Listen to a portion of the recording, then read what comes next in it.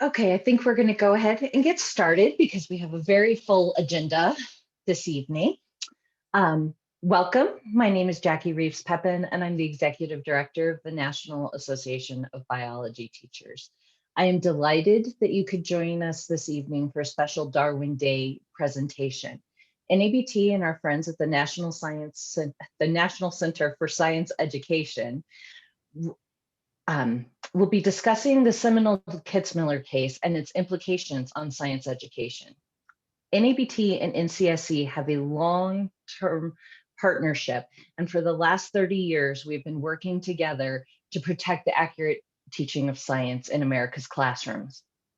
As we look back at Kitzmiller, we will also be discussing new data regarding the prevalence of evolution education, as well as tools and resources that help teachers feel more comfortable teaching this unifying theme of biology.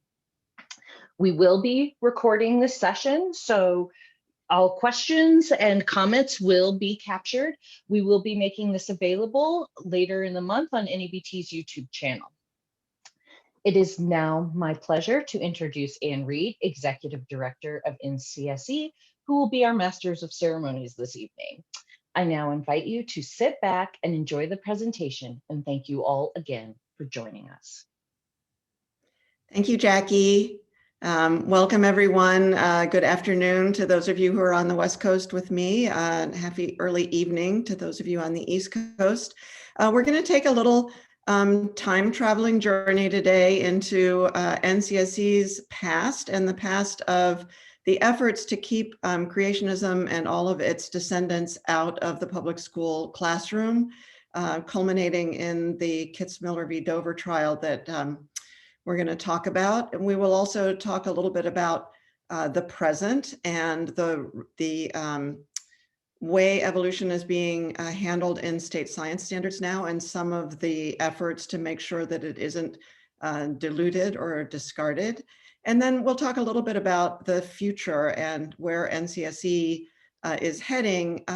Ultimately, our goal has always been to make sure that every biology teacher in the country is confident about teaching evolution as the scientists currently understand it, to help their students understand what scientists know and how they know it, and not to be confused about what's science and what isn't. So I don't want to take up a lot of time because we have some wonderful people here for you to hear from, beginning with NCSE's founding executive director, Eugenie Scott, who I'm sure many, many of you know, and Jen Miller, who was a teacher in Dover at the time of the, around the trial. And she was one of the teachers who alerted the parents and the community to what they were being asked to do by the school board that the biology teachers were not at all on board with. And so without further ado, I pass the mic to the two of them. Hello.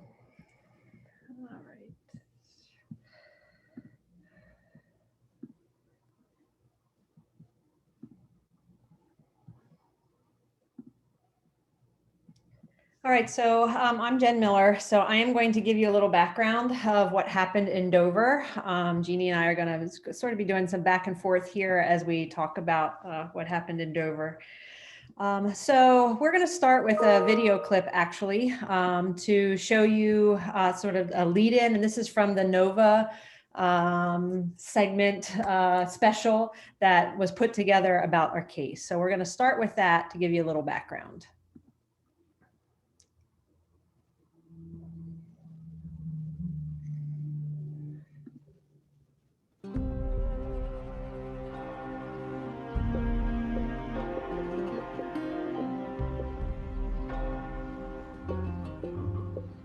In October 2004, a war broke out in the small town of Dover, Pennsylvania. Today, the teachers in a rural Pennsylvania town became the first in the country required to tell students that evolution is not the only theory. It started when the Dover Area School Board passed a policy requiring that its high school science classes include a controversial subject called intelligent design. Proponents of intelligent design claim that many features of living organisms are too complex to have evolved entirely through the natural process of evolution. as Charles Darwin proposed. Instead, they claim some aspects of those organisms must have been created, fully formed, by a so-called intelligent designer. And, advocates contend, intelligent design is a bold new scientific theory with the power to overthrow the theory of evolution.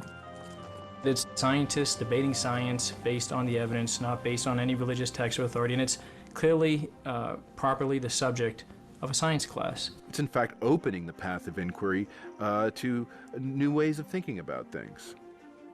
Evolution by natural selection is a scientific doctrine, then a critique of that doctrine is a legitimate part of science as well. The Dover School Board demanded that science teachers read their students a 1-minute statement claiming that gaps in the theory of evolution exist, and putting forward intelligent design as an alternative. The statement also directed students to an intelligent design textbook called Of Pandas and People that would be made available. But many Dover residents and an overwhelming number of scientists throughout the country were outraged. They say intelligent design is nothing but religion in disguise, the latest front in the war on evolution. The goal of intelligent design is to try to re-Christianize American society. Intelligent design is not anywhere a scientific concept. It's not a field of science. It's not being actively researched by anyone. It's a violation of everything we mean and everything we understand by science. The stage was set for a battle that would pit friend against friend and neighbor against neighbor. It was like we shot somebody's dog. I mean, there was a blow up like you couldn't believe. This is like a civil war within the community, there's no question.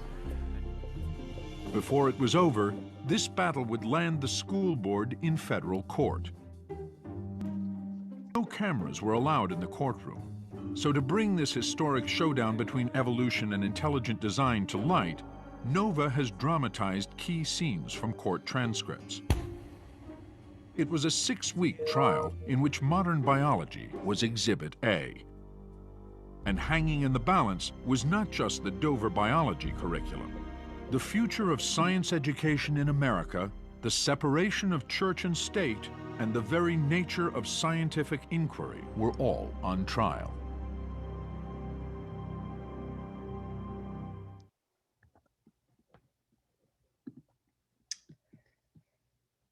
Okay, so I'm going to take you back and sort of go over what exactly happened in Dover from my perspective of teaching there when this happened.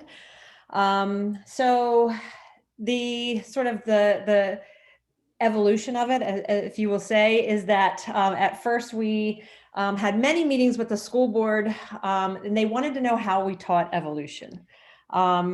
We, went over with them how we did that. Eventually, they seemed to agree with us, but you'll see that it progressed from there. They basically held our textbook hostage. They said that our textbook, which was, you'll listen to Ken Miller in a little bit, it's the typical Miller and Levine textbook. We wanted just the new version of that. And they said that we couldn't get our textbook unless we, looked at this curriculum change to introduce intelligent design. So they held our textbook hostage. They gave us the book of Pandas and People as a reference book and in the library, and they had us read it over the summer to ask, how could we use this in the classroom? We sort of went back and forth. We promised them we wouldn't teach about the origins of life because that seemed to be their concern. Their concern was, what if we would, what if a student would go home and ask their parents and they would have to pick between their teacher and their parent and who was lying to them? So that was some concern there. So when we saw Pandas and People, honestly, that was the first time I had heard of intelligent design. And we obviously warned them, number one, we didn't think the science in Of Pandas and People was good science. And we warned them that teaching intelligent design was not science. But Again, many meetings and a contentious board meeting. The curriculum was changed you can see here, the 18th of October of 04. And the change said students will be made aware of gaps or problems in Darwin's theory and of other theories of evolution, don't know what they are, but including but not limited to intelligent design. And they put the reference there of pandas and people. So that was the curriculum change that basically caused the lawsuit. So when that happened, we teachers basically said, okay, so now that you've done this, you need to tell us what you want us to say, because we're not going to go in the classroom and try to guess what we're supposed to teach and what we're not supposed to teach. You tell us what you want to say. So they had a statement that was going to be read to the students when we taught evolution. There was a press release that went out to the district that showed that statement. So here's the statement. I'm not going to go through all of it, but it did reference of pandas and people. It did encourage them to keep an open mind, and the NOVA special said there were gaps in the theory. So this is what they wanted us to read to students. So basically, through all this, the problem was that they said that the science department collaborated in making the statement. So we put out our own press release that said that's greatly exaggerated, that we only performed tasks that was requested of us by our superintendent. And you'll see we take this a little further in a little bit. But eventually parents, 11 parents filed a lawsuit on December 15th, 2004 against the curriculum change and the reading of the statement. Probably the funniest part was that then a permission slip went home to parents that basically had the statement on it, and it allowed parents to opt out of hearing the statement, or have their student opt out of hearing the statement that was being read to them. So we basically went back to the school board and said, hey, if you are giving the permission to students to opt out of hearing the statement, we are opting out as teachers of reading the statement. We thought it did a disservice to our students. So you can see this is what we sent to our school board. Intelligent design is not science. It's not an accepted scientific theory. That if I bring that and read that to the students, then I am putting intelligent design on par with evolution. And we felt that that was not true, obviously, and that we were not really willing to breach our ethical obligation to teach science and to promote this. So that is where we were leading up to the trial. And I'm going to send it over to Jeannie to sort of talk a little bit about what went on in the trial. I did testify as a material witness in the trial, which was very daunting. Had never done anything like that before, but I will let Jeannie talk a little bit about the trial itself. Well, thank you for that preliminary discussion. Only you could have set the stage as to what the teachers had to go through. And that's extremely important in understanding why this case was brought, number one, and then ultimately what happened. As Jen described, the citizens in the community just were faced with this recalcitrant Board of Education that would not compromise on anything. They didn't compromise with the teachers. They didn't compromise with citizens who made suggestions at school board meetings. I mean, they just dug in their heels and refused. So the only thing left to do was sue. It was the absolutely last option. And I really think it's important that everybody understand nobody was looking for a lawsuit on our side of this issue. None of the plaintiffs got up in the morning and said, gee, wouldn't it be fun to be part of a lawsuit? It isn't. And certainly NCSC was not trying to gin up a lawsuit someplace. I mean, we tried everything we could to avoid lawsuits. We work behind the scenes. We try to solve problems so that they don't go to court. But when there's no other recourse and a serious wrong is being done, to the teachers, to the communities, to the students, then you have to do what you need to do, which was bring a lawsuit. NCSE's task was to help build the legal team, which consisted of us as advisors and the American Association, sorry, excuse me, Americans United for Separation of Church and State, the ACLU, and Pepper Hamilton, which is a big law firm, a national law firm, but they had a major office in Philadelphia. And one of the members of that law firm was on the NCSE Legal Advisory Committee. So, we got together with him and we were able to put together a very, very good legal team. I guess when you come right down to it, if you have to go to trial with a case like Kitzmiller. We didn't know at the time, but there were just an awful lot of things in our favor. Now, we brought, the suit was filed in December of 2004, and we didn't go to actual trial until September of 2005. So there was a very long gestation period there while we prepared for this case. And there are depositions to be taken from the, first of all, select your expert witnesses, take depositions from the expert witnesses. In our case, we had to work with the lawyers so that they actually knew what they were going to be asking questions about. One of the lawyers joked that he went into law because he was a humanities major and he was trying to avoid math and science. And then he ended up having to learn all this biology. But that particular lawyer, by the way, turned out to be a huge science fan after having gone through all of this. But we all know the power of science to inspire people. So that's not a surprise to you guys. So we spent all this time preparing for the trial. We tried to anticipate what expert witnesses the other side would come up with so that we would have people to balance them. We guessed very well as to what the position of the other side would be, and we chose our expert witnesses accordingly for people who could bring to the courtroom situation really good information. They were experts in their fields, but we also chose people who were really good at explaining stuff. And that's one of our real strengths, because we knew that the judge was not going to be an expert in science, in philosophy of science, in theology and education theory. There were lots of things that the judge was not going to be a specialist in, and there were a lot of technical aspects of this case. So NCSE's role really was kind of helping to shape the arguments that were used in the courtroom. And we had a team of absolutely brilliant lawyers who worked their collective posteriors off and did a marvelous job in the classroom. Now, what did we have to do actually in the classroom, in the courtroom? You have the classroom, we have the courtroom.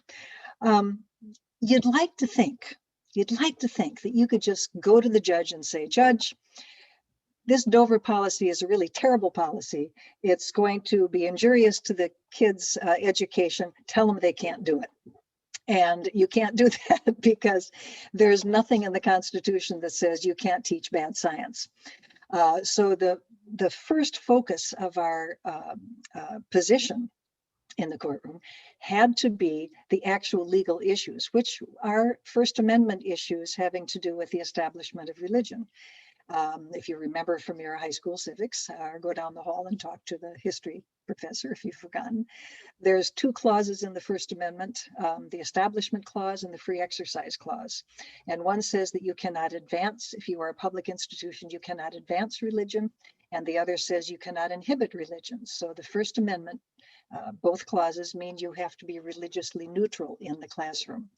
And if you're teaching intelligent design, you are not being religiously neutral.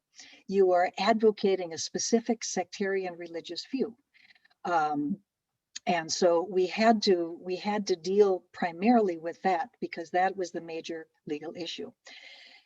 It was also the case that not only did we have to show that intelligent design was religion, but we also had to demonstrate that evolution was really strong science, because even though it wasn't absolutely material to the legal argument our lawyers were going to make, we knew that the other side was going to be attacking evolution, and that of course was a major aspect of the Dover policy. Remember that gaps slash problems in Darwin's theory.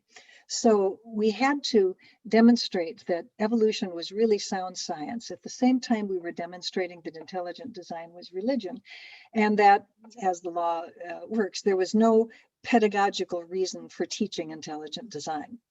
If there was a secular reason for teaching intelligent design, then they could maybe wiggle out of the religious aspects, because they could say, well, we're teaching it because it's really, a valid scientific perspective, in addition to being a religious view. So we had to destroy the pretensions of intelligent design being a valid scientific point of view. We had to show that the claims that intelligent design proponents made were simply not supported by evidence. They just told kids a lot of stuff that wasn't wrong. They had their alternative facts.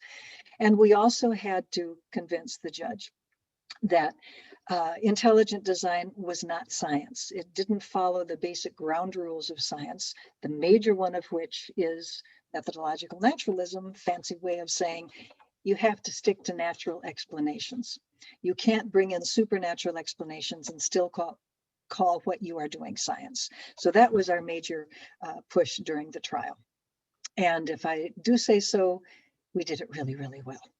Do you want to take it back, Jen? You've got a whole lot more to tell about you guys. We are, so we're just about out of time here. So yeah, so I want to just say, people ask all the time, how have things changed since? And we're going to talk a little bit about that. And they always ask, what do my kids say now? I would say now my students are young enough that they've never heard of this. So I specifically teach about it and the controversy surrounding it and why intelligent design sort of lost.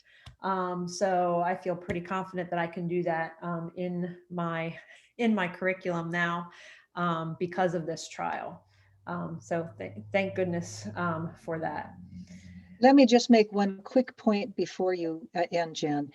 Okay. And that is that if the judge had not decided that intelligent design was religious advocacy and it was unconstitutional to teach it in the science classes or advocated in any class, things would have been very, very different for science teachers today.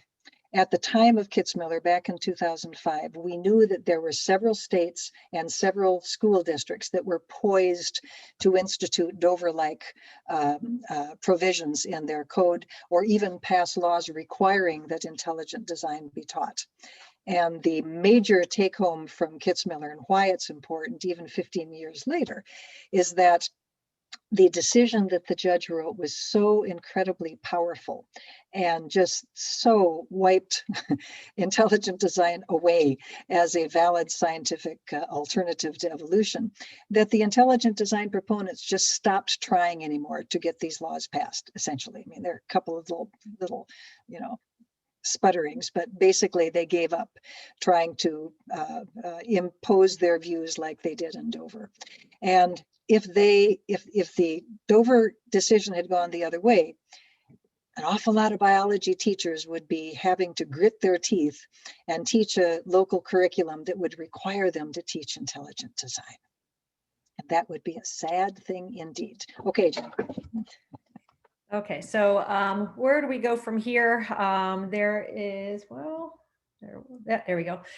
So this is just another clip from the NOVA Judgment Day special. So we will end with this and then pass it on to the next group.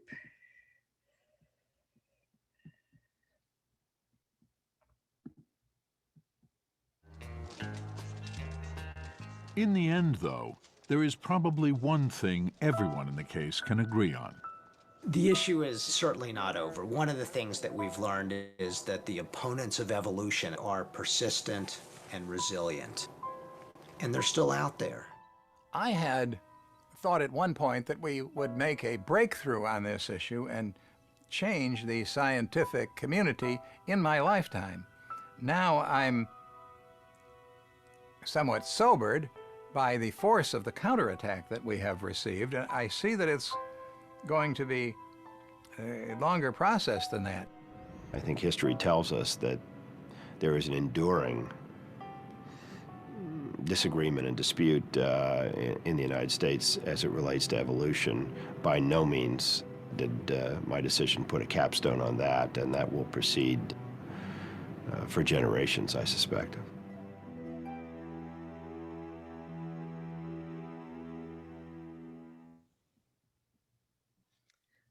Thank you so much, Jeannie and Jen. That was amazing. I think we can see that teachers then, as now, were the frontline essential workers, the canaries in the coal mine who said, "This shall not pass." But there was a whole community of people who came up around them, including NCSE and the many people who testified in the trial, the law firms who provided the services of their lawyers to make this all happen. And I'm very happy now to introduce one of those people. This person is not a stranger to any biology teacher in America. I think we can probably, at some point, Jeannie, you said that you needed someone to be able to explain to the judge what science is and what evidence there is for evolution. I think we would all be comfortable calling our next panelist the splainer in chief. I'm very happy to introduce Ken Miller, who is a professor at Brown University, author of the world's most successful biology textbook with Joe Levine, and I'm very happy to say the current president of NCSE's board. Ken, good to see you. It's great to see you. I'm going to share my screen with everybody, and let's take it away. You've heard a bit about the trial. You'll probably hear more. But I thought what I would talk about right now is what continues to be at stake in the national battle over science education. The Kitzmiller trial was important to everybody. I had the honor, and that really is the right word, of being the first expert witness in the trial on the first day and the second day of the trial. It was just an extraordinary event. When I got back to my campus, I was patted on the back for my courage. I laughed when people said that. It didn't take any courage at all. I've got a tenured chair at an Ivy League university. The people who displayed real courage were the teachers like Jennifer Miller and her colleagues, and above all, the plaintiffs like Tammy Kitzmiller and the other members of that group of 11. That was extraordinary courage, and without them, there would have been no trial. Well, you've heard a bit about the trial. When the verdict came in, which was after a 6-week trial and after about a month of deliberation on the part of the judge, it was front page news on everything from USA Today to the New York Times. It was the lead story on the nightly news networks. And 2 years after the trial, it was made into a Nova documentary called Judgment Day, which you can find quite easily on the web on YouTube. And for anyone who hasn't seen it, boy, is it a brilliant piece of work. It tells the story of the trial in an extraordinary way, scientifically, legally, and in personal terms. And I would urge everyone who's interested in this to watch it. It incidentally won the Peabody Award for Broadcast Journalism, which is pretty much an Oscar for broadcast journalism. Now, what happened after the trial? Well, the answer is we won.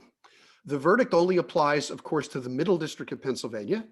It was not appealed to a higher court because the school board election that took place actually during the trial threw out the school board that had put in intelligent design. So the only people with standing to appeal were the school board, and the new school board was very happy with the decision. What happened on a national level was that this is not national precedent, but it is persuasive precedent.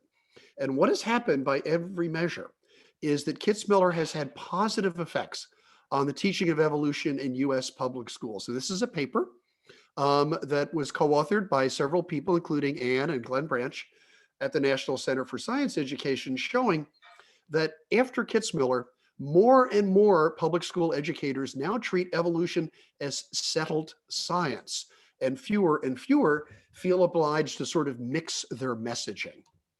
So here you see an article by Anne in the most prestigious scientific journal in the world, Nature, saying there's good news. US classrooms are warming up to evolution. Evolution education is getting better. And the graphic that you see there shows what is really quite a dramatic increase to the point where now about 2/3 of US public school teachers feel they can teach evolution as settled science. That is a good thing. However, it's not settled in the court of public opinion.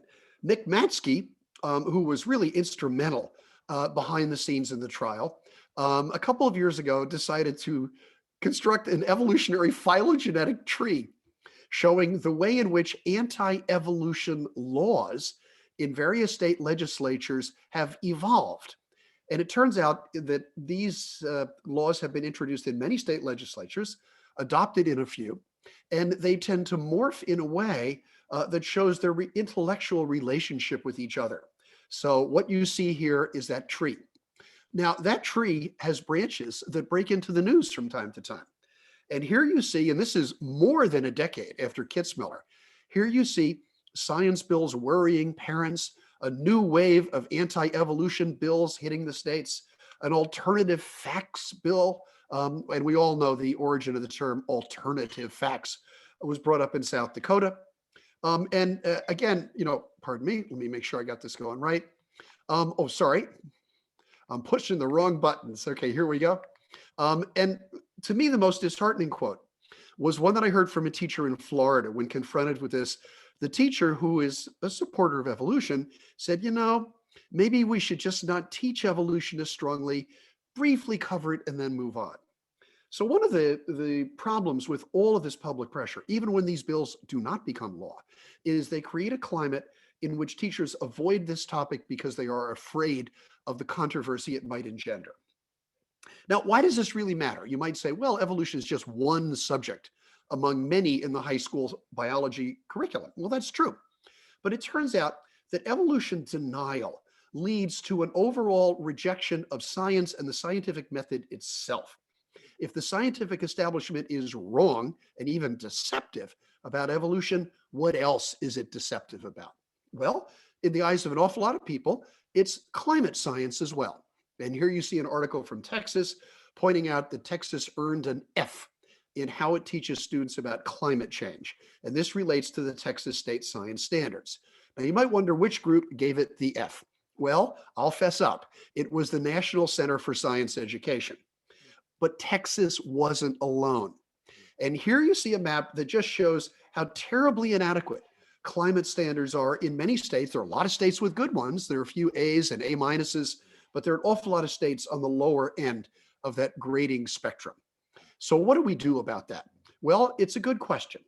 And the reason that many of these states are on the low end of that spectrum, quite frankly, is because of the power of climate disinformation that is promoted by business interest, especially by the fossil fuel lobby. How do you counter that? How do you deal with that?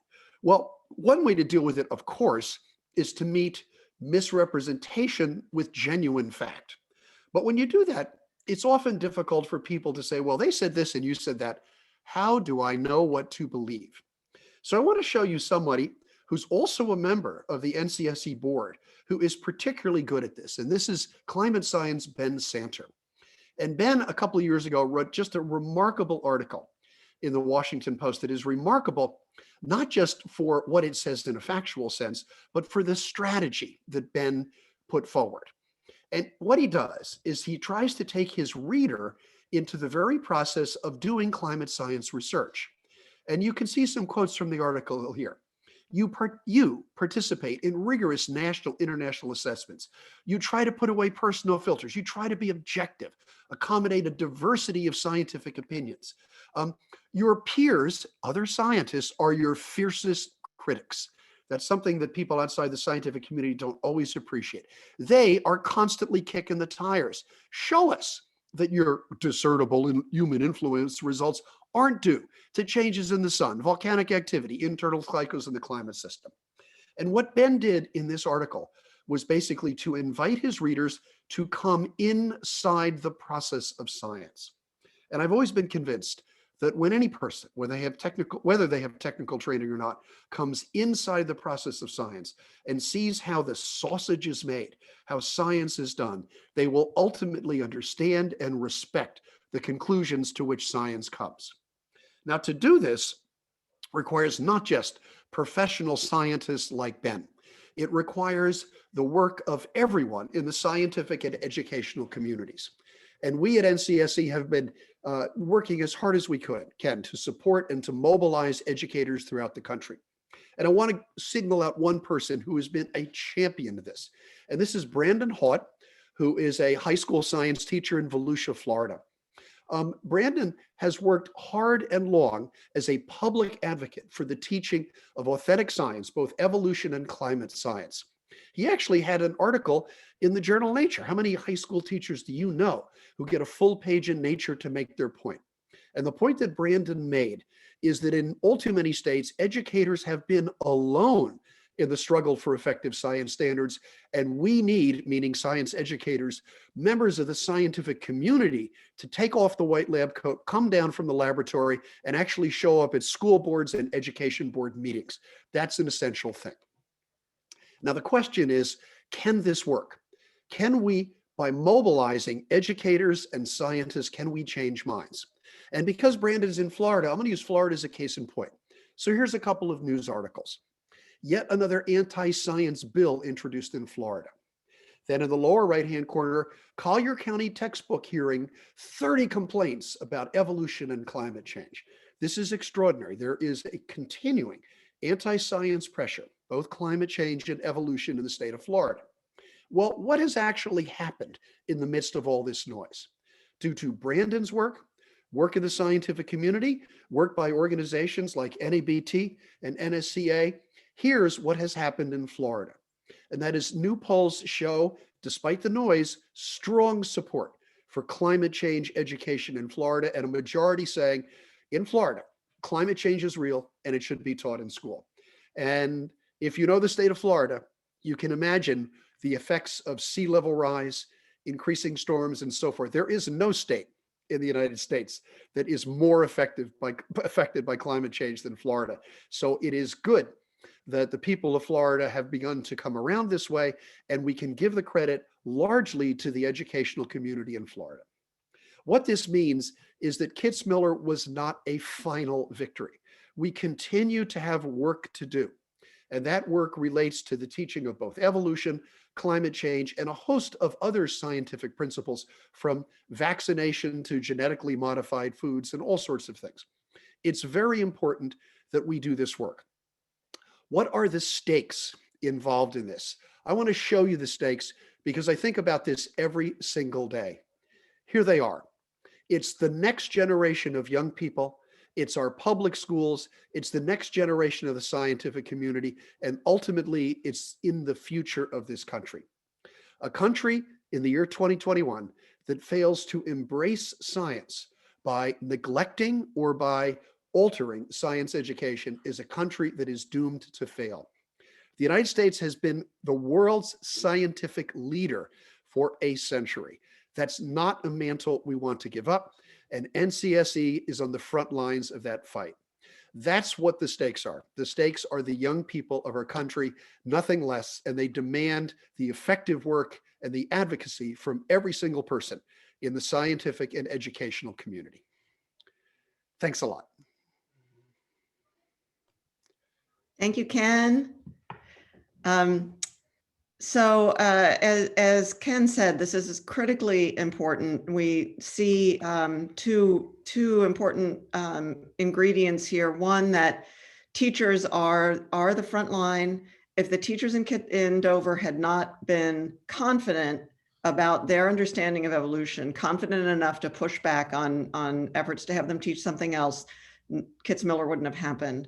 And we know that the next generation really deserves to get their science unvarnished and to learn to think about science, so that when something happens, like, oh gosh, I don't know, a pandemic, they can read the science news, they can understand, how to sort through all of the stuff that comes through their feeds, and have the science savvy that they need to identify what's good science, what's supported by evidence, what should they believe, what kinds of decisions and choices should they be making in their personal lives, and what kinds of policies should they be supporting. So what you all do as science teachers is so incredibly important for this country.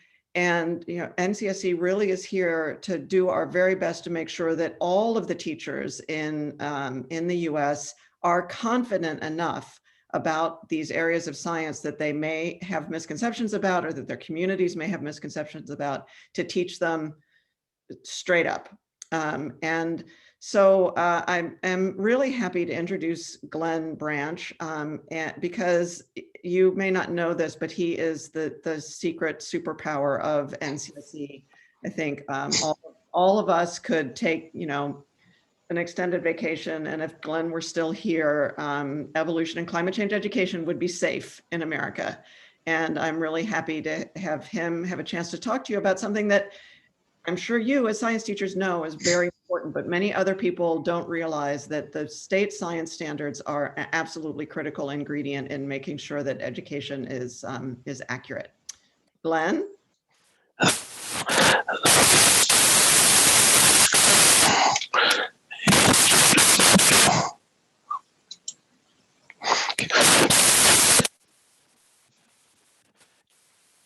Glenn, your audio is super messed up.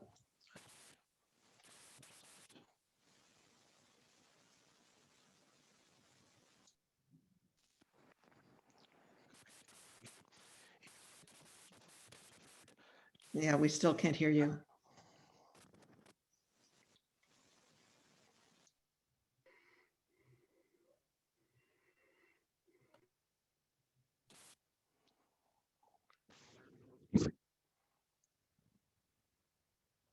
Still not working.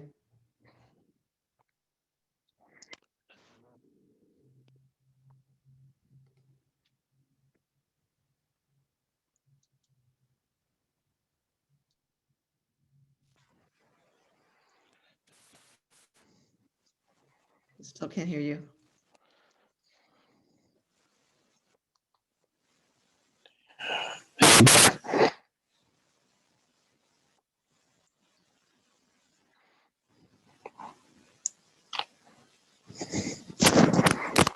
We're getting some sound through. It's very scratchy now.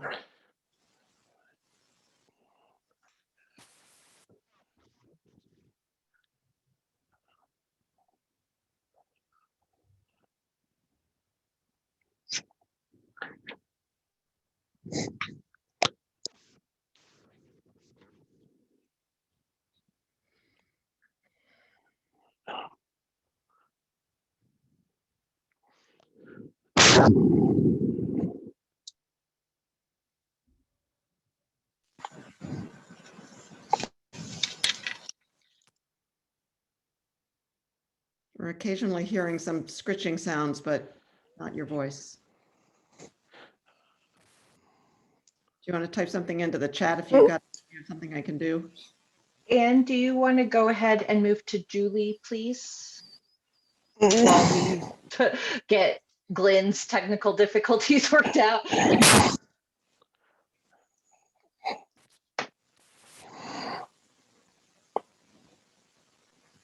Lynn, can you introduce Julie?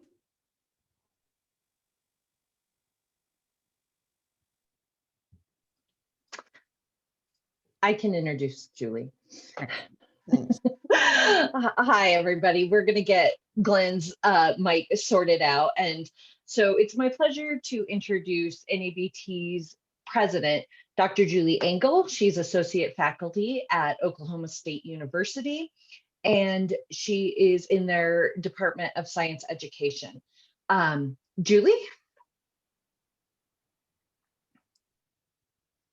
All right, does everybody see my slide? Yep. Okay, very good. Jackie, thank you. Like Jackie said, I am the president of the National Association of Biology Teachers, and I have been asked to share my professional science education story with you.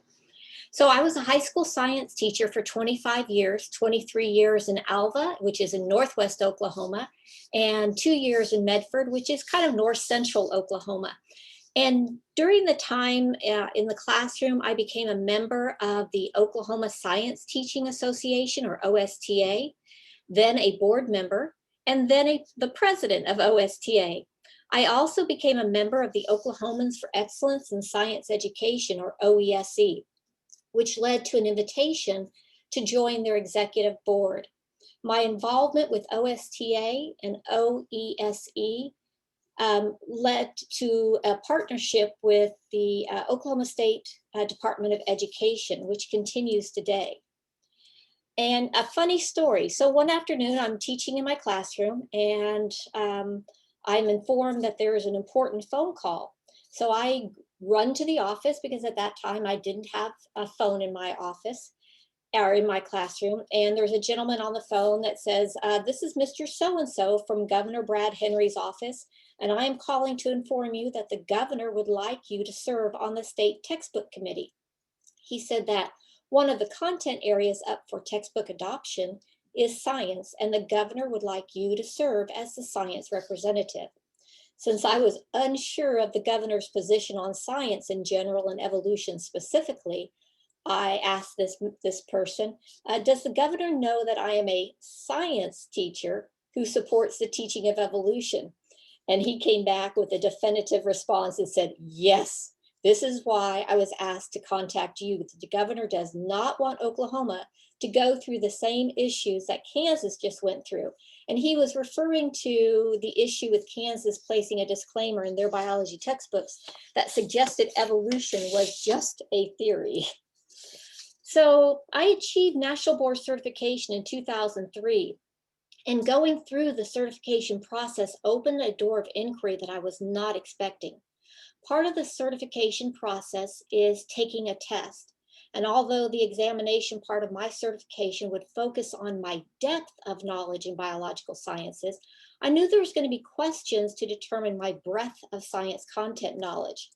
To prepare for the test, I literally read entire college level textbooks, but I also read science education documents.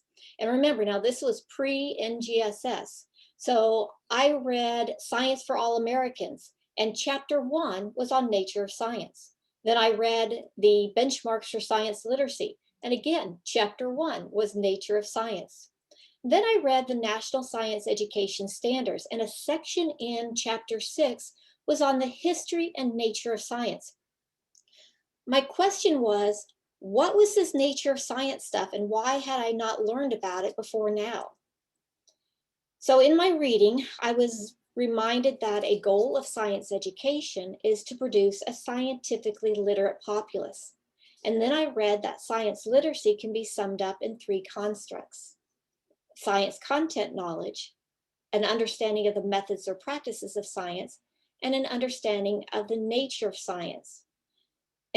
There it was again, nature of science. So I made it my mission to learn more about nature of science and learn how and why it applies to scientific literacy. I learned that nature of science is an epistemology. Now, this is just a fancy way of saying that it's a way of knowing how scientific knowledge is generated. But what did that really mean? So I learned that K-12 education researchers identify different tenets or aspects of nature of science, which I'll briefly summarize.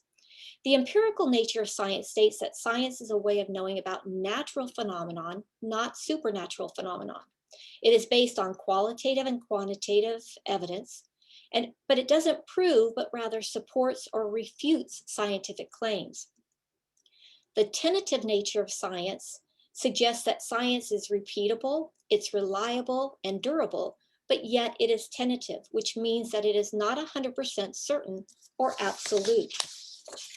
The inferential nature of science states that science is based on both observations and inferences. Now, scientific theories and scientific laws are different from one another. Scientific theories have strong explanatory and predictive powers concerning natural phenomenon, whereas scientific laws are statements or descriptions of quantitative relationships or patterns developed to account for observable phenomenon. And despite what the general population believes, theories do not grow up to become laws. Now, the creative and imaginative nature of science suggests that the generation of scientific knowledge involves human creativity and imagination in all aspects of science. The theory-laden nature of science states that science is viewed through both an objective and subjective lens. And then the role of scientific models, they serve as interpretations of natural phenomenon. And finally, while there are universal aspects of scientific knowledge, science is a human endeavor involving diverse members. Historical, cultural, and societal factors such as philosophical, political, and religious values may have a significant influence on scientific knowledge and the acceptance of scientific endeavors by society. I knew all of this, but it was never presented to me in this nice, neat package. For the first time, I could clearly articulate what counts as science and why. Developing an understanding of nature of science changed how I viewed, thought about, and taught science. So learning about nature of science brought science teaching to a whole new dimension for me. In 2008, I was accepted into the Albert Einstein Fellowship Program, which took me to the Washington, D.C. area. There, I was placed with the National Science Foundation in the Office of Cyber Infrastructure. During my 11 months as an Einstein Fellow, I was summoned to Capitol Hill on multiple occasions to visit with our congressional leaders about science education. So I thought I would use them to practice articulating my new nature of science knowledge and skills as I talked with them about science education. I discovered that few senators have the content knowledge to talk about evolution, and virtually all senators lack the training to explain why evolution and not creationism or intelligent design should be taught in the science classroom. Now, this was concerning because it is our state and national congressional leaders who bring bills up for a vote, bills such as anti-science education bills that could impact what is taught in the K-12 classroom. After my Einstein Fellowship, I accepted a position as an assistant professor of science education at Oklahoma State University. So in the fall of 2009, I transitioned from being a science teacher to preparing the next generation of science teachers.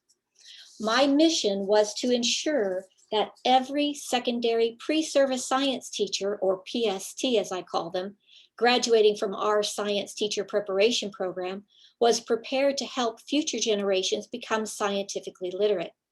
That meant ensuring that each pre-service teacher had the science content knowledge, the understanding of the methods and practices of science, and yes, accurate views of the nature of science. So I designed two courses, SMED 4613 and its companion lab course, SMED 4611. Together, these courses allow me to address all three components of science literacy. My students conduct a minimum of 64 hours of mentored research. They read The Immortal Life of Henrietta Lacks to engage in discussions around the moral and ethical dilemmas posed by the emergent technologies and the racial politics of medicine and life in general. They write reflections on various aspects of the course. And the win-win assignment is the lesson plan. Now, PSTs learn to transition their research into a middle school or high school lesson that addresses the three-dimensional learning identified in the NGSS. But researchers, their mentors, like this assignment because they can post the pre-service teacher's lesson on their website to demonstrate their broad impact with the K-12 community.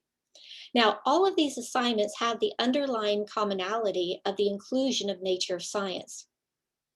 My PSTs and I also discuss any state bills that have the potential to influence science education. Currently, Oklahoma has two bills. One's called the Academic Freedom Act, and the other one is the Oklahoma Science Education Act. These bills are virtually identical in our standard Discovery Institute talking points from similar bills in the past. What I want my pre-service teachers to develop is an awareness of the language that the bills use. So we discuss how these bills try to promote concepts like address the strengths and weaknesses and discuss the controversy, which are used to undermine accepted science like evolution.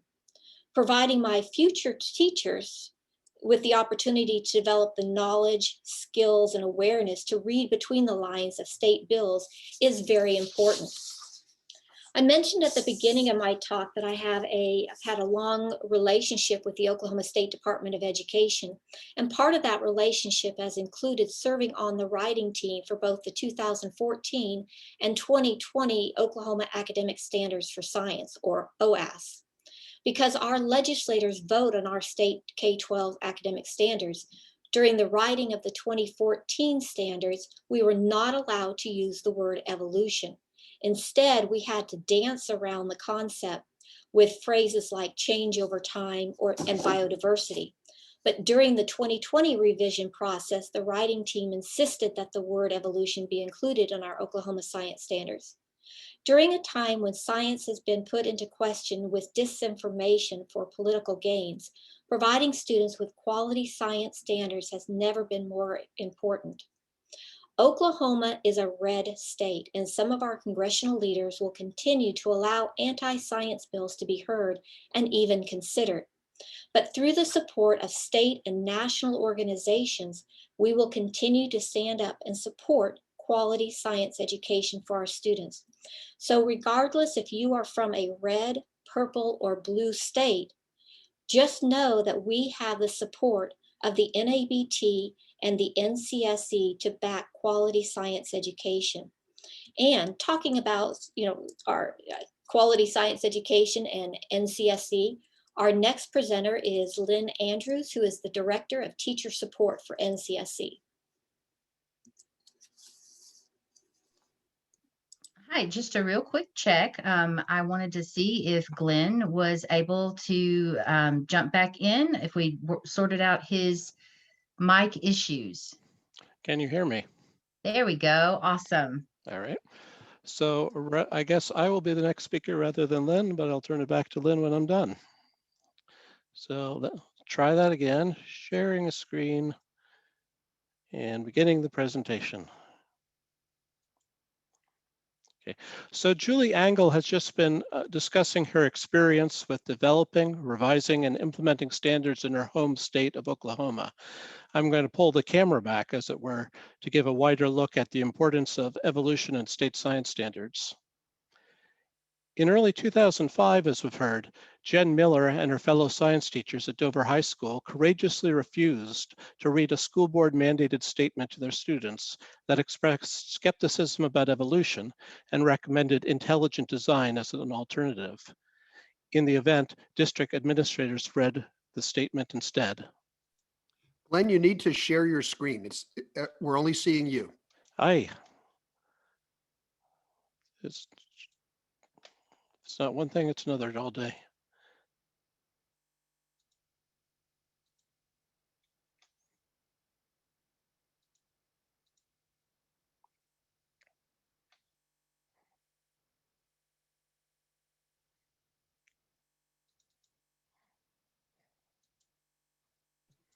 There you go.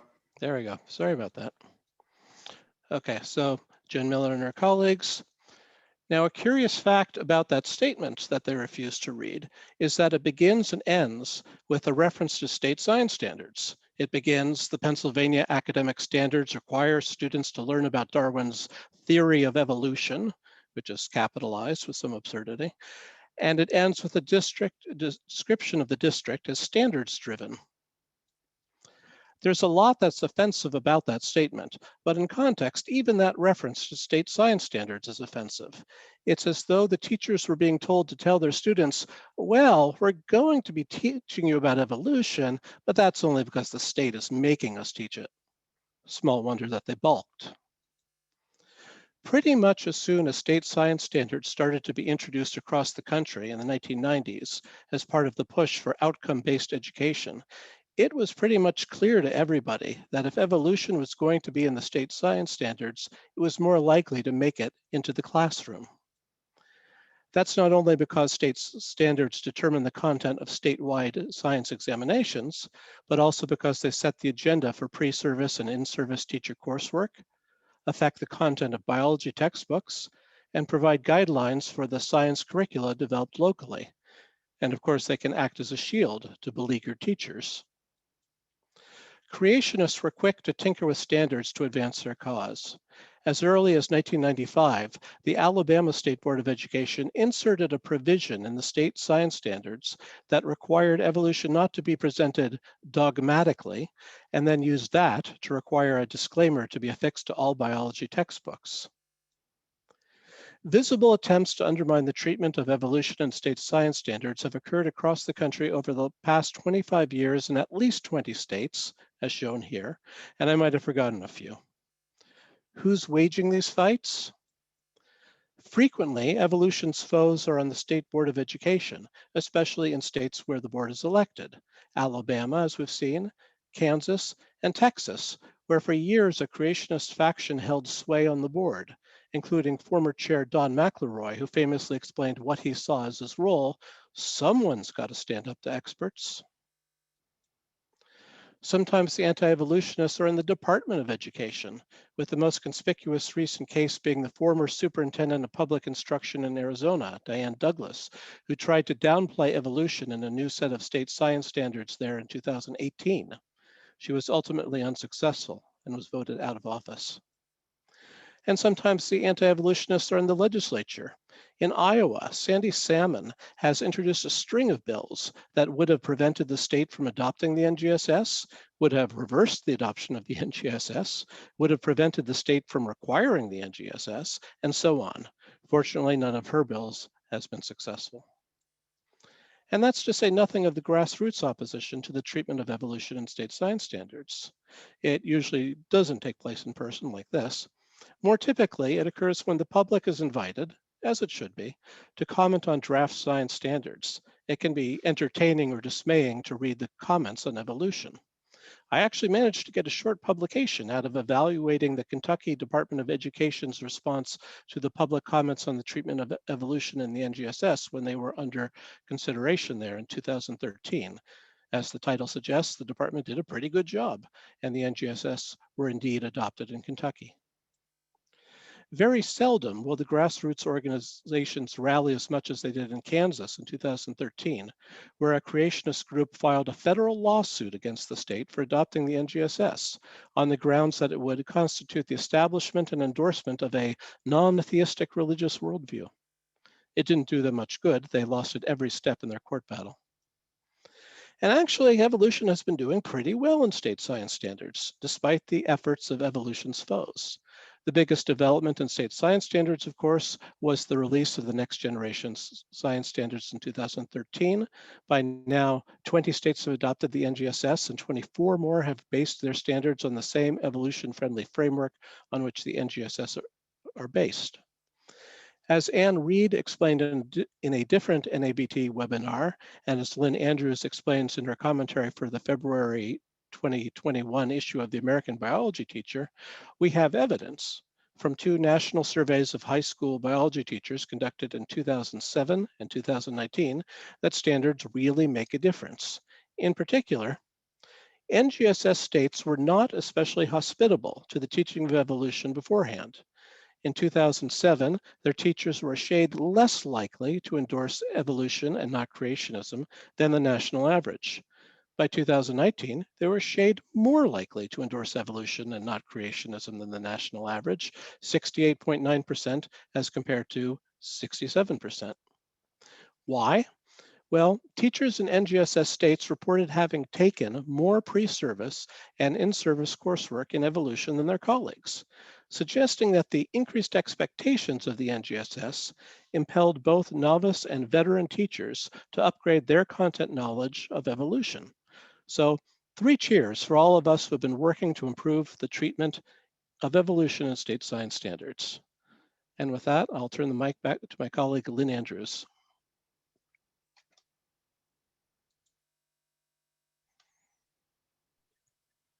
Thank you, Glenn. I appreciate that. Okay, so I am going to share screen real quick. All right, I hope everybody can see that okay. If not, give me a quick shout out. So I wanted to focus more on the classroom. And for those of you who came tonight who may be facing some sort of hardship or possibly just needing some more advice. And I wanted to start with what we talk about, these unspoken expectations that teachers are facing these days. And if you look, I highlighted the first 4 in blue because this was what it was for decades. You need to understand your material. You need to follow the standards. You need to follow what your administration has decided are the rules and regulation of your district. And by governmental and federal law, you must maintain separation of church and state. Pretty simple, right?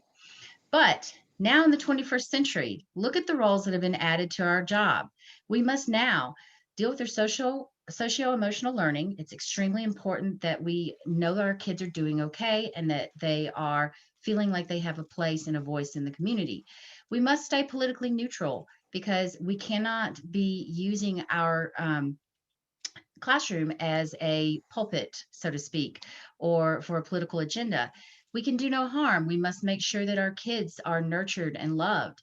We must protect them from danger. We have had actual teachers lose their lives trying to protect our children. We also now, thanks to the lovely pandemic, have to keep them from sickness and ourselves from sickness, which means we're routinely cleaning constantly and wearing masks and flipping back and forth between hybrid and in person and remote.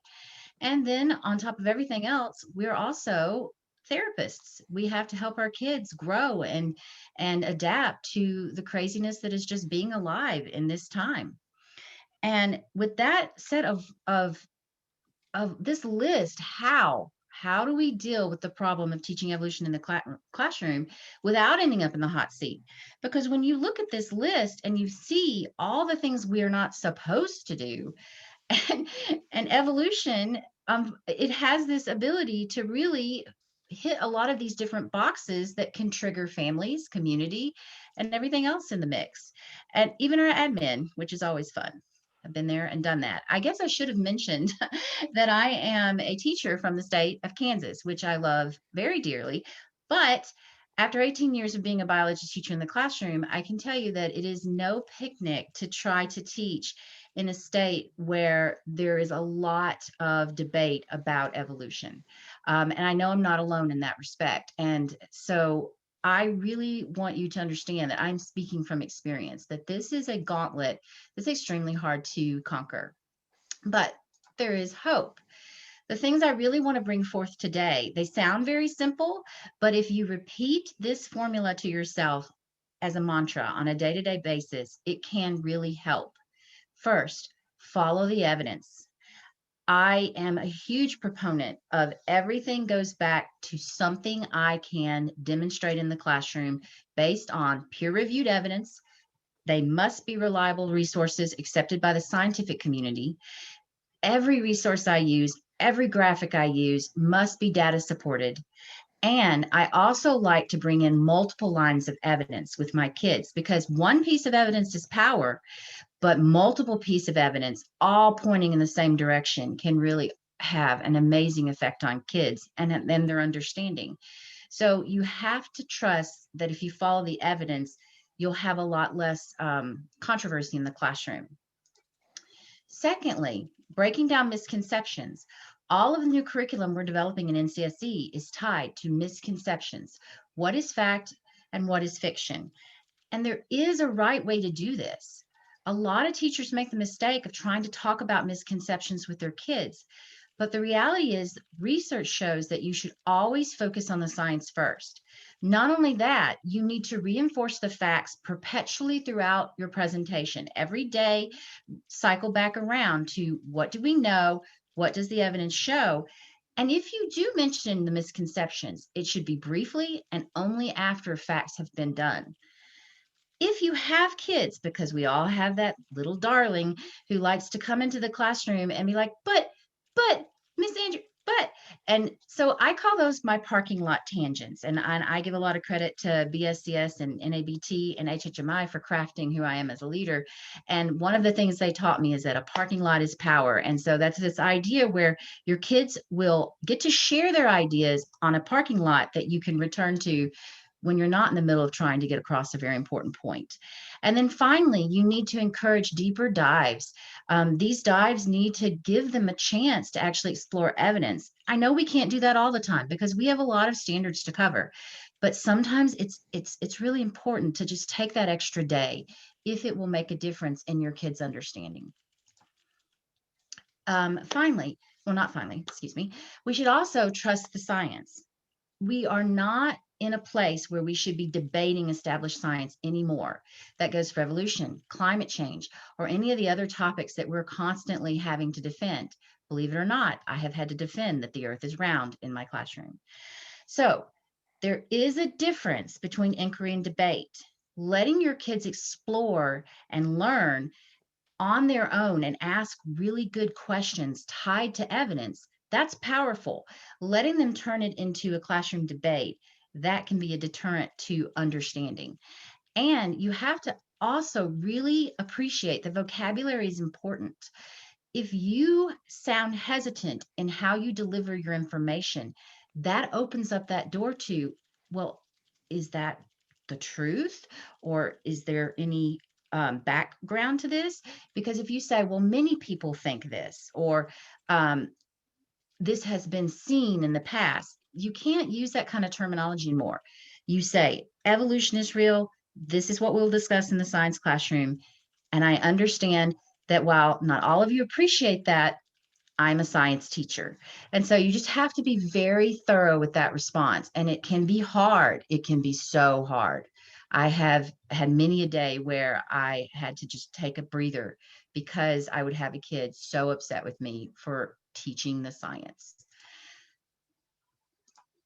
Oh, I'm sorry, I hit it twice. I thought I turned off all of the boards. Anyway, diffuse conflict. One of my little tricks as a teacher is I keep reliable resources close at hand. Anyone who works with me knows that I am a post-it queen, and I like to have lists of things handy that I can grab when something comes up that I might need to handle on the spot, because I do not do good under pressure.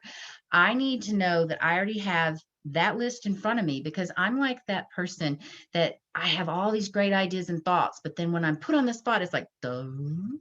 And so I keep that list of resources handy so I can turn to it and say, here, I have this awesome list that I've prepared for you.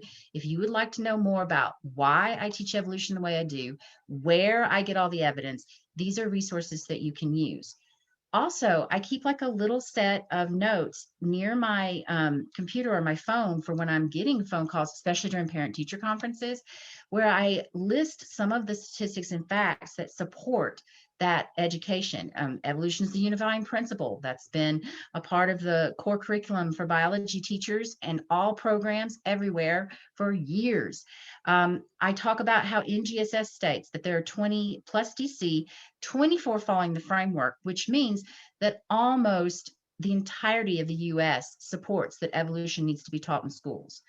Regardless of public sentiment, that's what our educational rules tell us. And that can really separate you from the situation, relying on those standards.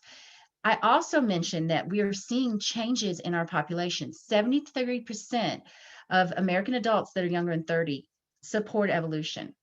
And finally, when in doubt, we have this amazing resource that was put together by NCSE called Voices in Evolution. And they are statement after statement, after policy of why evolution in the school is so important. And you can just pick one at your leisure. Finally, I want you to understand your rights. You have rights as a teacher, and that's where NABT and NCSE and all of the other groups that are focusing on evolution education, climate change education, and all other forms where we are hitting controversies come in. You need to know that you're not alone. You need to build a community. That's what NABT is for. I have grown as a teacher from my experiences with NABT. I got my job at NCSE because of my experiences at NABT. I could not do without my group of friends that I have gathered from my community. I have groups online in Facebook, Instagram, you name it. Teachers need each other. You cannot fight this fight alone. And I don't like to refer to it as a fight. I simply mean you cannot feel empowered alone. And then the other thing you need to know is that the law is on your side. You need to know the facts. And that is one of NCSE's biggest strengths. You're not sure if this is kosher in your classroom. You're not sure if this parent can have this kind of power, or this admin can tell you that this is how it's going to be. You give a call to Glenn Branch and he'll be on it in 5 seconds. You give a call to me, I'll go find Glenn Branch and he'll be on it in 5 seconds. And so we work together to make sure that your voice is heard and protected. Now, the last thing I wanted to talk about are the resources that can help. We have tons of resources on our web pages. I put up my 4 favorites. NCSE, of course, NABT, and then Understanding Evolution at the UC Berkeley. Anything you need to understand about the ideas of evolution, it will be there. I consider it kind of the evolution primer. And finally, if you want statistics, if you want evidence, if you want data points, all of those things that can really bring power to a conversation about evolution, HHMI has amazing graphic, just so many different graphics and so many different primary resources. NCSE is currently working on brand new curriculum that will also help you. We're going to have an entire set of evolution curriculum available by fall of 2021.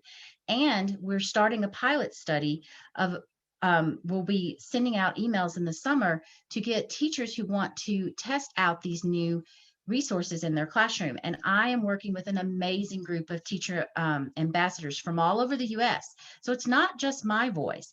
You're thinking of about 40 different voices of teachers who are coming together to put these lessons in together in a way that can help you. So you are not without resources. And with that, I would like to turn it on to allowing for everyone to have a Q&A, and we're going to allow people to actually get to talk to our panelists today. So let me first unshare my screen. And then Lynn, let Jackie take it.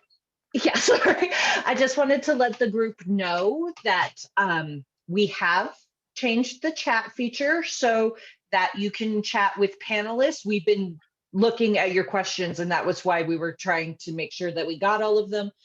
You can also chat with the group now, but Lynn is going to be giving the questions from chat and also from Q&A to the group. You can also raise your hand. So Lynn, take it away. Awesome. Thank you, Jackie. So I was going to just get it going with a couple of the questions I caught as we were scrolling through, and then allow for the rest of you to add as we go to kind of make it more dynamic. And the first one I really wanted to hit upon was, I feel like Glenn should address the idea of the state grades and how we arrived upon those scores, because I think there's a lot of teachers who might have saw their grade and were fairly alarmed. Okay, so Lynn is talking about a recent report that NCSC and the Texas Freedom Network Education Fund put together that looked at the treatment of climate change in state science standards, in particular middle and high school, and for pretty much the core courses, biology, chemistry, and physics, and environmental sciences and earth sciences where they had them. And in some ways that gives you a fairly realistic picture. In some ways it doesn't. If it's sort of like trying to write a restaurant review by just looking at the menu. You get some idea of what's being served, but on some days maybe the chef will have a brilliant idea and do better, and maybe some days they won't. So there were a number of states where teachers or administrators protested, hey, we teach a lot more about climate change than that D or F indicates. And it's like, yeah, I'm entirely sure that happens. But short of stationing people in classrooms to see how well climate change is being taught, it's kind of hard to drill down and get that kind of data. So people in states that got low grades on the treatment of climate change in their state science standards shouldn't despair, and people who got high grades shouldn't pat themselves on the back too vigorously either, because we know that there are some climate change denying teachers in the classroom, even in states that have very good standards. So the connection between standards and classroom practice is real, but it's fairly loose. Awesome. Thank you very much, Glenn. Okay, so I would like to direct the next question to Anne. And Anne, we did have a few comments about, okay, so we know NCSE is doing amazing work at the national level. What do we do at the local level? Where do we start?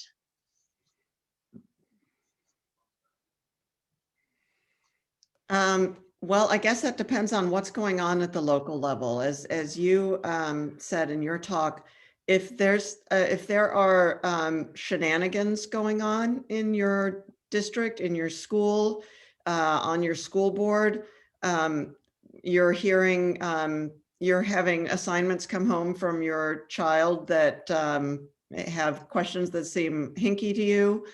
You as a teacher have had a parent come in and say they want their child to be able to opt out of evolution.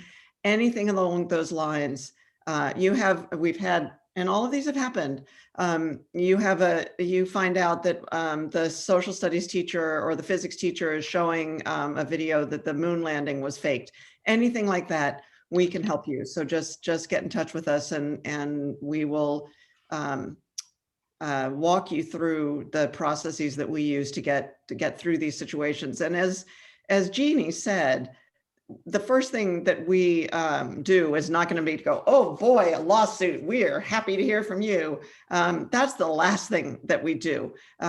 We know that it can be pretty sensitive to bring up things like this. This is the community that you live and work and worship in. So we're very discreet. We're not going to do anything without your buy-in, but we can help you with those situations. Now, at the local level, if it's about wanting to get resources to teach evolution or climate change or the nature of science better, Lynn can help you with that. And we are going to be trying to roll out these lessons that really try, through this misconception-based approach, to make it pain-free to teach these topics, to sort of do an end run around any kind of controversy, because the lessons are designed for the students to get in there and dig into the evidence and correct any misconceptions that they might have. So if there are opportunities at your local level for your teachers to do professional development that we could come in and help with, please let us know. We would love to come in and help with that. Awesome. Thank you so much, Anne. Okay, so I would like to direct the next two questions to Ken. So are you ready, Ken? I think so. Okay. Question number one. How can states that are trying to teach evolution and climate change in areas where fossil fuels are extremely important to their economy deal with those issues in the classroom? Well, I'll start with evolution first, because every petroleum geologist that I know is a big fan of evolution. And the reason for that is when you're analyzing drilling cores to see if you're in a rock stratum that might be useful for petroleum or natural gas, there are certain geological ages and certain index fossils that actually tell you that you're in the right place to stop the drill bit. So it turns out my own personal experience with petroleum geologists is that they are very pro-evolution. So I don't think, if you're in Oklahoma, if you're in Wyoming, trust me, the fossil fuel geologists are on your side. So that's a good thing. In terms of climate change, I think the biggest tip that I would give is basically to focus on the science. And all that I mean by that is trying to emphasize the way in which natural phenomena, physical and chemical phenomena, make life on Earth possible. And let me be explicit what I mean by that, because I've been in arguments with a few state boards of education about this. I remember one memorable one. It was in the state of Kentucky, where someone said the greenhouse effect is a hoax. And I tried to explain that, first of all, the greenhouse effect is real. And if it were not, the Earth would be, our planet would be so cold, it would be uninhabitable. And it's the very presence of a certain amount of carbon dioxide and to some degree methane in our atmosphere that helps to trap some of the sun's heat, because they're opaque to infrared radiation, that actually makes this planet habitable. And if we had an atmosphere with no carbon dioxide and no methane, not only would be bad news for plants, but this planet would be uninhabitably cold. So the reality is that these greenhouse gases actually trap heat, and that's one of the reasons we can actually manage to live here. Now, if a little bit of carbon dioxide is a good thing, it doesn't follow that a whole lot of carbon dioxide is an even better thing. And I think a very straightforward understanding of the physical and chemical properties of greenhouse gases is something you can really teach in a non-controversial way. The other thing basically is to emphasize that there is, and again, I'm speaking now like a biologist who's written a textbook. I think it's very important to emphasize what the global carbon cycle is. Carbon dioxide, although you might hear this from people, carbon dioxide is not a pollutant. Carbon dioxide is a gas that is part of a natural cycle, an interchange between living organisms and the atmosphere. And the CO2 cycle, the carbon cycle, has gone on for a very long time. What has happened in the last 200 years, however, is significant. And that is that we humans have been digging up and drilling up carbon in the form of fossil fuels and burning it. And we are supplementing the amount of carbon dioxide that goes into the atmosphere naturally. That's going to have an effect. And in particular, the way I like to put it to my students is that we are living in the midst of a great global experiment. Prior to the industrial age, there were about 240 parts per million carbon dioxide in the atmosphere. So here's the great global experiment. Can we take this very important gas, double its concentration in the atmosphere? That's going to happen by the time that our students are adults. Double its concentration in the atmosphere and expect nothing to happen. I don't think any reasonable person would say, yeah, nothing's going to happen. So we have to look at what are the implications. I do think it's very important, especially in areas where there's a significant fossil fuel industry, not to demonize fossil fuels. It's not like coal and oil and natural gas are evil, but rather to understand the balance that carbon dioxide in the atmosphere plays with respect to living organisms and the climate itself. So in a way, what I would tend to say is to keep the politics out of it. In other words, not to say, here's what we should do in a biology classroom as a matter of national policy. Here's what we should do in terms of taxation. Here's what we should do in terms of regulation, but simply to focus on the science itself. And I have to be convinced that if the focus is soundly on the science, I think basically that you can make progress this way and help people to understand what's involved. Awesome. Thank you so much again. I learned just then. So that's always great. You got to learn something every day, right? So one thing I wanted to point out to you from Jean is that, to ask you from Jean, is that she wants to know, are there efforts being made to prevent publication and purchase of science textbooks that perpetuate the notion that evolution is just a theory, that climate change isn't real? I wondered, since you're in the textbook field, if you could speak to that. Well, I'm not sure there are any efforts to prevent publication. We do have a First Amendment in this country, and part of that is freedom of the press. People can print anything they want. The textbook that was used in Dover High School, Pandas and People, is a perfectly good example of that freedom of the press. In terms of efforts, however, it's very important to recognize that there is a marketplace for textbooks and other curricular material. And I discovered very early on, when my buddy Joe Levine talked me into writing a textbook with him, and it was Joe's idea, by the way, so it's his fault. I discovered very quickly that textbook publishing is a business. Now, it's a very nice business, and what I mean by that is that what you and your competitors are striving to do, one hopes, is to provide better and better and better educational material to assist teachers and students, but it's still a business. And you discover this very quickly. And what it amounts to is, like many businesses, it really is market driven. And what that means is if there is no market for books that downplay or omit evolution whatsoever, those books are going to fail in the marketplace. So the key thing here is to develop basically a constituency for science textbooks in all fields that teach science well and teach it authentically.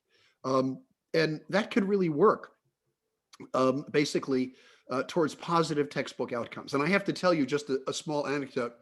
At the last statewide adoption in Texas, there were hearings in front of the State Board of Education, and the text approval of the textbook that Joe Levine and I had written was held up. It was held up quite publicly for almost a month. So there was a lot of opposition to it. There was a study done just on our book, and eventually it was approved, which meant that schools could pick it, if select it, if they wanted to. So you might think, oh, all that negative publicity, it was a bad thing. Well, I can't tell you during the adoption campaign that year how many times I would visit a school district and I would walk in front of a group of teachers who comprised the textbook selection committee for that district. And they would sit me down and they would say, is your book the book that they made so much of a fuss about in Austin? And I'd have to say, yeah. And then the teachers would say, we want it. Because the ultimate constituency for the selection of textbooks, in other words, the people who really do the choosing in any district that really values education, are the teachers. So strong support for science teachers and allowing them to have the independence to select their own curricular material, I think, is what will drive the market. And at this point, and I will say this about the competing textbooks and programs that Joe and I deal with, I think there are strengths and weaknesses, that's a loaded term, in all those textbooks. But to be perfectly honest, I don't know currently of any major high school or middle school level biology or life science textbook in this country that I would regard as weak on evolution. There are a few that are weak on climate change, but by and large, publishers have begun to see that the market is moving in the direction of authentic and quality science, and they're trying to compete on that basis.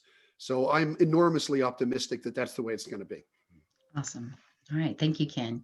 Okay. I have one for Anne. So let's flip back over to Anne for just a second. NCSE started out in its career and is teaching and defending evolution, and then we expanded to climate change. The question is, with all the science denialism, are there other topics that NCSE will be taking on?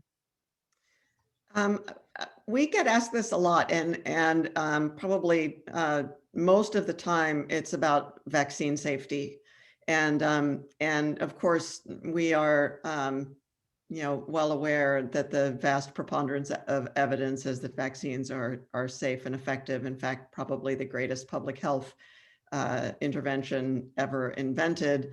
But it's not in the state science standards, and it's not taught consistently as part of, or really in any way as part of the biology curriculum. And so we haven't taken it on head on, but we are developing a set of lessons on the nature of science. And the point is that as topics come up that become polarized in this way, politicized, that this curriculum will be really adaptable to take on any kind of issue that students will be asking questions about or will have developed these kinds of misconceptions about. So we will be addressing those indirectly as they come along. And Lynn has been working feverishly with her teacher ambassadors to develop a set of 5 lessons on the nature of science, and they're all organized around epidemiology and the coronavirus pandemic.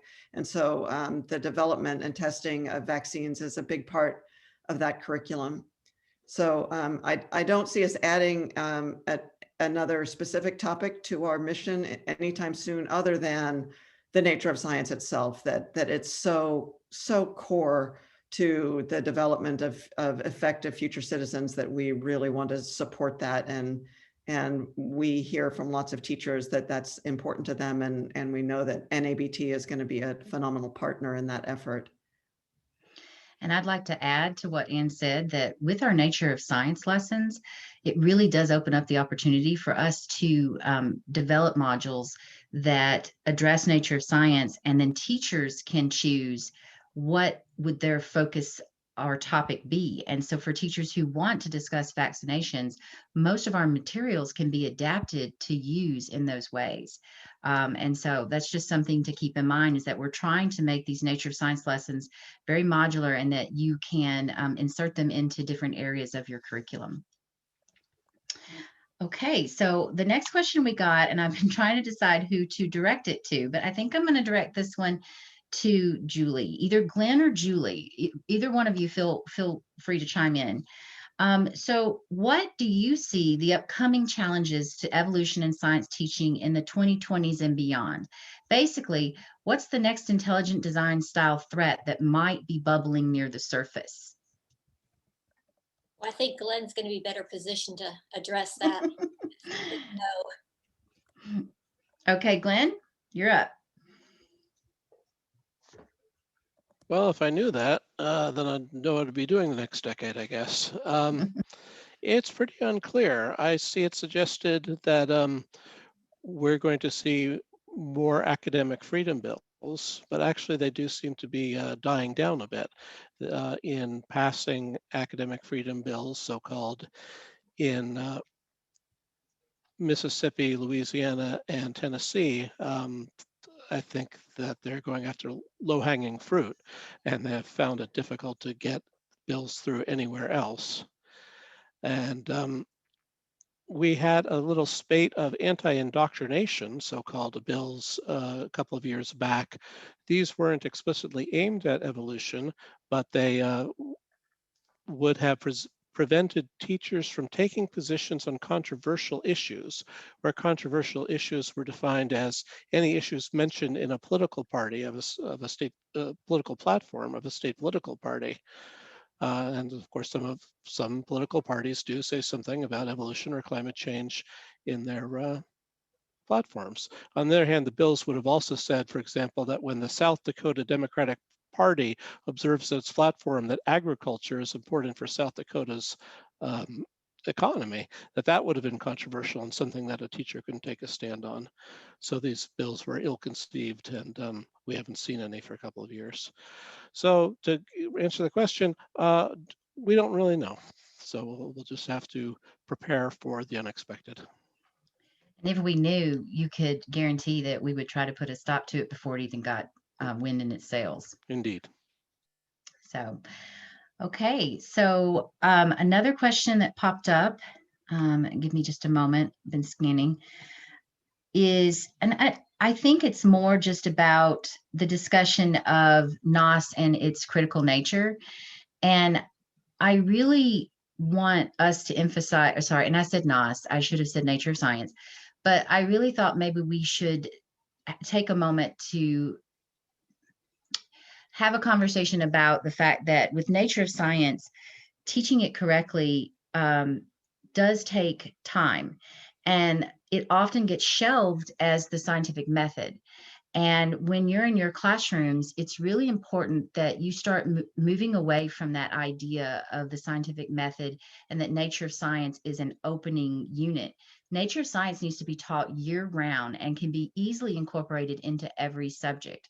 So while that wasn't a direct question, I've seen a lot of things hitting around that I thought that would be really important to emphasize, is that we should be teaching nature of science all the time throughout the year in all of our subject areas, beyond just biology and the physical sciences as well. So that's just one of my little soapbox moments. The other thing I wanted to bring up is that, Julie, there were requests for some of your slides. So I will put that in Jackie's hand on how we might be able to get those out there. And then also one other question I saw pop up, not so much a question, but this idea that teachers are not respected.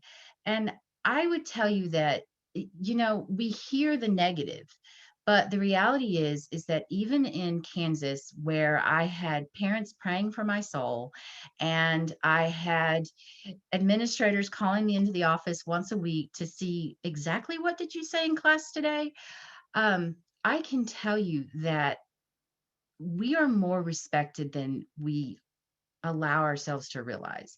And with people like Jackie at the NABT and our organization with NCSE, we're trying to make sure that you are recognized as experts in your field.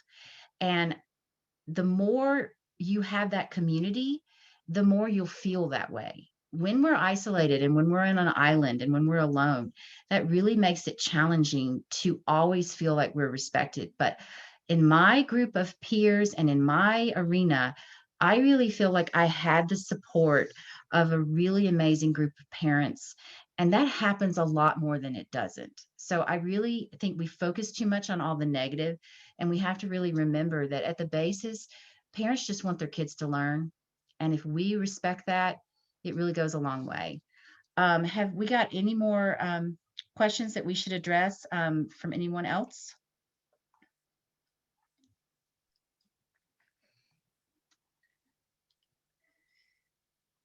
Okay. All right. Well, I hope I didn't miss anybody. Most of the things I'm seeing are more comments. But as far as my slides being available, I'll make sure that they're in my teacher resource folder on the NCSE website. Give me a day or two to get those up. And I'll also make sure that I attach them to the next NCSE Teach newsletter that I send out. So if you have not signed up for our newsletter, you can get to it through our website. Jackie, I think maybe I should pass it back to you. All right. Well, I hope you all join me in giving our great panelists a round of applause. We thank you all for the questions, the discussion, the reinforcement that what we do is supporting you and helping you do your jobs better. That's, why we make the big bucks is, we really care about what you're doing in your classroom and how you're inspiring the next generation of biologists, biology teachers, your neighbors. What you do is very important. And the fact that you spent your Friday night with us is very, very flattering. And we cannot thank you enough. So with that, a few housekeeping items. Again, this has been recorded. We will put it online. We'll get Julie's slides. I'll work with Anne and our friends over, and Lynn and our friends over at NCSE, get their presentations as well. And we will have materials out to you in the coming days. But with that, we wish you a wonderful Friday night and a relaxing weekend. Thank you again for spending time with us this evening.